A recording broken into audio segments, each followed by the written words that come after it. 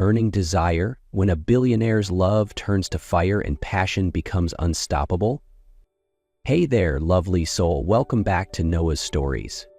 Have you ever met someone who made you feel so much love, anger, longing, all at once? She slapped him once, then again, hard and breathless, her fury trembling through her fingertips. But he only smirked, stepped in and kissed her, twice, like it was the last thing he'd ever do. But how did they get there? Let me take you back to a rooftop in Boston. Claire Bennett didn't believe in fate. She believed in light, shadow, timing, and truth. But that morning on a rooftop in Boston, fate decided to interrupt her view. She was standing on the rooftop of a high-rise building in downtown Boston, camera in hand, eyes locked on the skyline as sunlight slipped between the glass towers. She had been sneaking up there for nearly a week every early morning, hoping to capture the final shot for her upcoming photography exhibit, a moment where the light kissed the city's forgotten corners like magic. The sound of footsteps echoed behind her. A deep, calm voice cut through the quiet. "Excuse me, this is private property. You're not allowed to be here." Claire turned. Standing before her was a tall man in a sharp suit, posture crisp, eyes both distant and piercing. No introduction was needed. She knew who he was. Julian Westbrook, the man who owned this building and dozens more like it across the city. Claire didn't back down. She pointed to the small sign that read, "Open to public until 9 a.m., and said, "I've still got 20 minutes. I'm not breaking any rules." Julian studied her, then stepped closer. They stood face to face, in the stillness of the waking city, where the morning light draped over rooftops like silk. Neither of them knew it then, but that moment would mark the beginning of a story that would change them both, forever. Julian returned to the rooftop the next morning. Claire was surprised to see him, holding 2 cups of coffee. He wasn't in a suit this time, just a rolled-up button-down and dark jeans, still refined but somehow more human. He extended a cup toward her. "I guessed you take it black, sugar's on the side, just in case." Claire accepted the cup, half surprised, half cautious. "I didn't think you'd come back." "Your lens showed me a version of this city I've never seen," Julian replied. From then on, they began meeting each morning. No plans, no texts, just the shared ritual of sunrise, sometimes in silence, sometimes in short, meaningful conversations. Julian asked about her camera, why she chose photography. Claire told him it was her way of capturing truth. Not glossed over, not staged, just life, as it is. One morning, sitting on the cold concrete floor, Claire asked, "So what do you do when you're not kicking people off rooftops?" Julian chuckled, a real, unguarded smile, the first she'd seen. "I started a software company, now I run a few others, still not sure what I'm actually good at." His honesty surprised her. For a man who seemed to have everything, Julian still questioned himself. That vulnerability pulled her in. A week later, he invited her to visit his mother's garden, a place he hadn't shared with anyone since she passed. Claire agreed, not out of curiosity, but because something inside her had begun to shift. This man, who once seemed like just a headline, was starting to feel real. Claire and Julian's feelings for each other grew faster than either had expected. What started as quiet mornings turned into late-night texts and conversations that neither wanted to end. But the real world wasn't as gentle as a rooftop at sunrise. Claire entered Julian's world for the first time at a charity gala hosted by his company. She wore an emerald green vintage dress borrowed from a friend and handmade silver earrings. The moment she stepped into the grand ballroom, eyes turned, less admiration, more assessment. The women who had stood beside Julian at previous events all belonged to a different world. Claire knew she didn't fit in, and they made sure she felt it.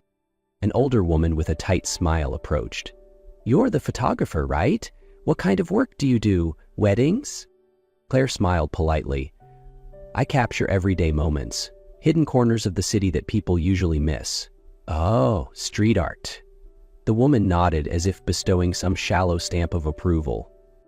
Julian was busy talking to investors, missing the way Claire's expression steadily chilled. A week later, Julian attended a backyard gathering in Claire's neighborhood. Friends grilled food, played music, and tossed around trivia games. He showed up in a dark polo shirt, clearly out of place but trying.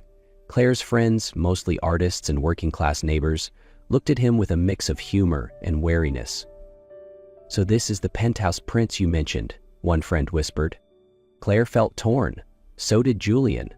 But instead of addressing the discomfort, they both let it slide, until Julian posted a photo of them together on Instagram, captioned, "Sometimes love comes from the most unexpected places."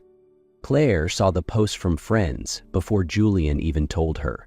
Private moments, glances, laughter, their first kiss, suddenly became public narrative broadcast to his thousands of followers. That night, she showed up at his office. No yelling, no slammed doors, just an expression cold as December. "Did you ever think I might not want the world to learn about me through your version of the story?" Julian looked stunned. "I just wanted to protect us, to make us official." "Making it official doesn't mean speaking for me. You didn't ask. You didn't check. You turned me into a narrative to prove what? That you can love outside your world? You're not the hero in my story, Julian." The silence that followed was long and heavy. The truth was, he didn't get it. Not because he didn't care, but because he'd never had to think about asking permission to share someone else's story. But this time he had crossed a line. Claire walked away.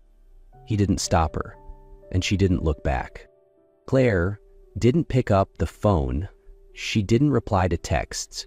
She stopped going to the rooftop. Julian sent messages, emails, left voicemails, but nothing. Silence. He thought she was gone for good. Until the fourth day after their fight, a large package arrived at Claire's apartment door. Not flowers, not jewelry, a portfolio, her own photographs, the ones that once hung on his walls, now carefully wrapped and returned. Inside was a handwritten note. "This is your world. I had no right to share it before understanding it. I was wrong. I'm not sorry for loving you, just sorry for trying to prove it the wrong way. If you're willing, give me 1 month. Not to win you back, but to learn how to love you the right way. J." Claire read the words 3 times before placing her hand on the portfolio. Something inside her softened. It wasn't the apology, it was the shift in his voice. No more defense, no more justification, just a request to understand. The next day, Julian stood at her doorstep, with nothing in his hands but sincerity in his eyes. 1 month, Claire said, her voice calm. "No social media, no grand gestures, no masks. You'll live in my world, the way I once stepped into yours." Julian nodded. "And the same goes for me. You'll see mine too, truly." And so they began again. Julian took the bus, ate at corner diners, learned how to brew coffee by hand, helped Claire set up outdoor shoots. He noticed how people looked at him differently without the suit, without the last name. Claire visited Julian's office, sat in on his boardroom pitch. She saw him in his own world, confident, composed, but somehow alone. She suggested he shift his perspective, include human stories in his pitch. That insight helped him save a deal on the verge of collapse. Each night they shared simple dinners in her tiny kitchen, telling each other truths they'd kept locked away. Julian spoke of his fear of being used, Claire of feeling like someone's project in past relationships. Gradually, they stopped trying again and began building anew. When their month of rediscovery ended, Claire received the news. She had been selected for a 1-year photojournalism project, documenting life in remote communities impacted by climate change. 4 continents, 12 months, often without reliable internet, not exactly relationship-friendly. She told Julian one quiet afternoon in his mother's garden. There were no grand flower beds, just clusters of lavender and strings of soft lights catching the last of the sunset. "This is everything I've ever dreamed of," Claire said, her voice trembling with both joy and uncertainty. "But it also means we'll be apart for a year." Julian didn't answer right away. He looked at his hands, then back at her. "Then you have to go," he said simply, his voice low. "There's no other choice." Claire felt a lump in her throat, not because he didn't fight to keep her, but because he loved her enough not to. The night before her flight, Julian didn't show up as planned. No text, no call. She waited, then hurt settled in. The next morning at the airport, as she was about to board, Julian came running. Breathless, disheveled, his shirt wrinkled, his hair a mess. In his hand, a small worn box. "Car broke down," he gasped. "Phone died. I walked almost 10 kilometers. Claire laughed through tears. Julian opened the box. Inside was an old compass, weathered with age. "It was my grandfather's, then my father's, now it's yours. Not to give you direction, but as a promise. No matter where you go, I'll always find my way back to you." Claire held him tightly. The year ahead would be long, but this moment, this gift, this truth would carry her through. Because real love doesn't try to hold you back. It lets you fly and promises to meet you where you land. A year apart was never going to be easy. No end-of-day hugs, no sleepy mornings with shared coffee, no eye contact that said more than words ever could. But Claire and Julian discovered something more lasting than presence. A connection built on understanding and the daily choice to hold on. Claire moved constantly, from the snowy mountains of Nepal to the scorched deserts of Namibia to the tiny storm-worn islands of the Pacific. Every place brought new faces, new stories, and new challenges. Lighting, weather, and spotty internet. Though they couldn't speak often, they maintained a simple ritual. Julian would send her a message every day, even when he knew she might not see it for days. Sometimes it was just, "It's freezing in Boston. I miss the way you make hot chocolate. Heard a song today, felt like the light in your photo, from Peru. Someone asked why I stare at sunsets. I didn't know how to explain simply." Claire saved every message, reread them on cold nights in tents, when loneliness crept in like fog. And when she had a signal, she sent back glimpses of her world. "I just photographed an old woman with no teeth. Her smile felt like peace. Saw an elderly couple holding hands, silently watching the ocean. I thought of you." No grand declarations, just the small things that held them together even from opposite sides of the world. Julian changed too. Instead of burying himself in boardrooms, he started volunteering for community arts programs, partly inspired by the stories Claire sent. He began funding creative spaces in underserved areas. In an interview, when asked what had changed him most over the year, Julian answered, "I learned to see the world through someone else's lens. And I've never seen it more beautifully." That year wasn't just a test of love. It was a shared path of transformation. They didn't just miss each other. They grew together even while apart. Claire returned on an early spring morning, just as Boston shed the last traces of winter.